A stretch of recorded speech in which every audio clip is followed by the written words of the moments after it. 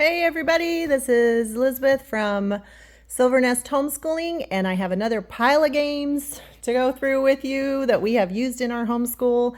And this pile is what I would call hidden logic games. So I've made a video on direct logic games, usually solo games where you have a card, lay out a puzzle, and then the kids try to logically solve it. But this one here is also really great for logic and therefore for math and reasoning, thinking skills, all that combined. And so I wanted to go through some that you probably have never heard of, and then of course one that I'm sure everybody has heard of. So we'll just start at the top, pull them down. This is Crusoe Crew, and we love this game. We even taken it in the car and travel with it, but it's a series of 4 comic books.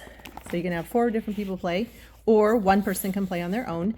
And they each get a book, and they are flipping to different pages, and it's comic book style, and they're trying to figure out what pages to turn through, finding secret clues on their page. And they all have a special ability, so each book shows a different thing on their page. So Sarah might have a little special symbol that says she can go to page 39 because there's an animal that is willing to talk to her, or Netta has the option of kicking in a wall. Now you might not want to kick in the wall because the wall might, the whole roof might fall down on you, but it is super great for logic, thinking through, working together. It's cooperative, teamwork. If you find this, then yeah, I really, really recommend it. It worked. You have to be able to read. So if you can't read, then sitting next to someone who can read and working together as a team has worked for us, because they have really sharp eyes and they can look at the picture for the different symbols that they're trying to find. And then it has some math in it because you're solving different problems that might be, 49 plus 6 equals what page should I turn to?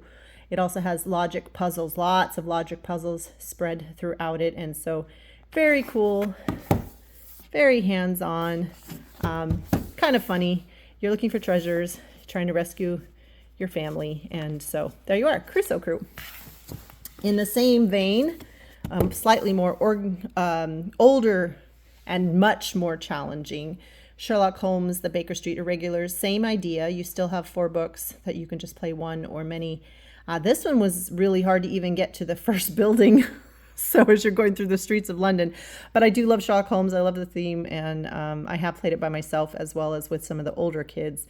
Especially one of my daughters who's a huge gamer like I am. And so the youngest hasn't even played this. She just loves Crusoe Crew over and over again. But it is a great logic puzzle game. Again, if you can't find Crusoe Crew and you have some older kids and you want to try something like this, these comic book games, they're super fun. I mean, that co-op can be so helpful, and the adventures that you're having, and it's really, really funny how they're like, nah, this can't be right, or that can't be. Anyway, so yep, Sherlock Holmes. And then Gravity Superstar.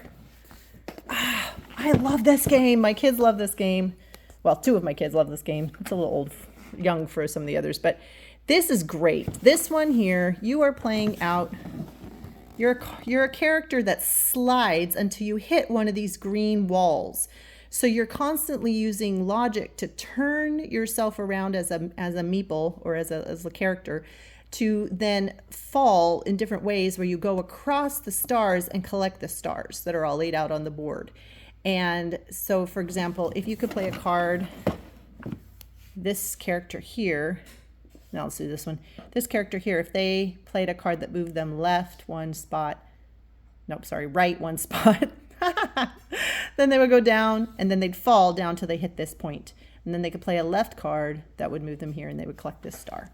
So the board is constantly feeling like it's moving because your character constantly is feeling like it's moving around. And the logic of making that character fall over those stars and collect them in different groups is super, super fun. And just seeing the way their brains work and spinning. And this is not cooperative. You are working on your own, but you do get a fun space character card. And you can see the card here is collecting the different color stars all around it. So yes, highly recommend Gravity Superstar. No reading necessary. They recommend for this one. I mean, you can't always believe the box. Trust me, you can't always believe it. But you can play with 6 players, which is great for our family in ages 7 and up. I played it with 4, and players successfully, 2 players successfully. 25 minutes is about right. And we probably had 5, 6-year-olds playing.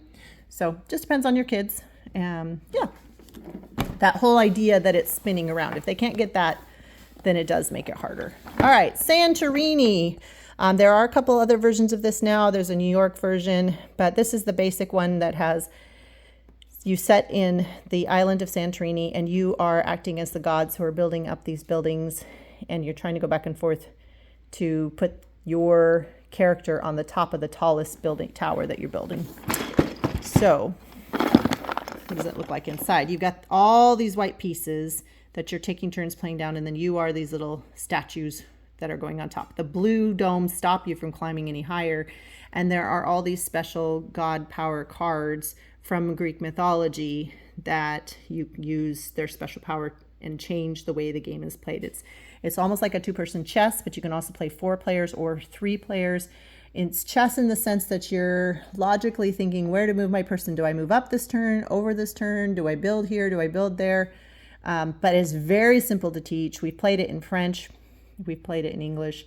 And I was very hesitant to buy it because I don't really like the idea of the quote unquote God powers, especially as a Christian. But we hadn't really studied Greek mythology, and it did give my kids a nice overview of Greek mythology and allowed them to figure out, why is this character drawn like this? Why is this character drawn like that? And especially my literature-based kids, they jumped in head first to kind of like learn who they are.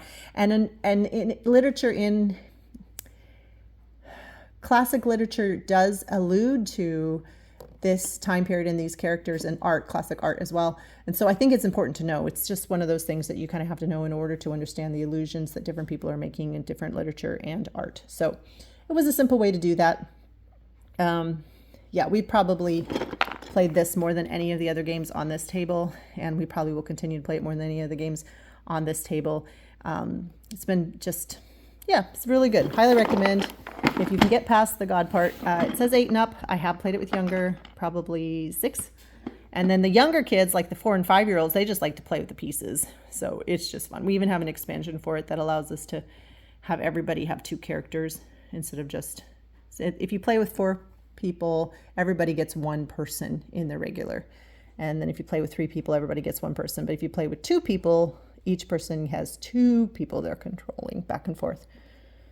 So, yep, that is Santorini. And then logic game that everybody probably has is Battleship. And I waited for this fun retro cover, but the pieces are still not very good compared to when I was a kid. You can't pull them out. I got it for nostalgia. I kind of regret it, honestly.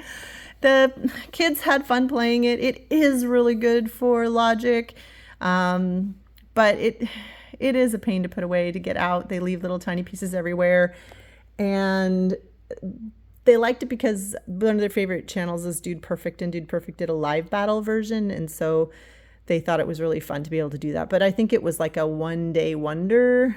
They probably played it 3 times, and then it's just gone and sat on our shelf.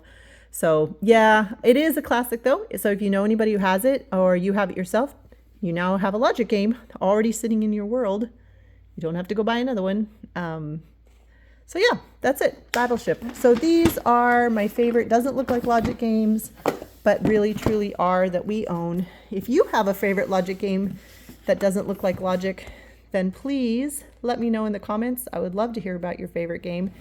And I can almost hear you saying too, every game is a logic game. Yes, every game is a logic game. Every abstract game, from chess to checkers to Sagrada to Azul, those are all great logic games. These happen to be our favorite logic games for our family for homeschooling, probably elementary school through high school. So I hope that helps. I hope you're having a great day, and we will talk to you later.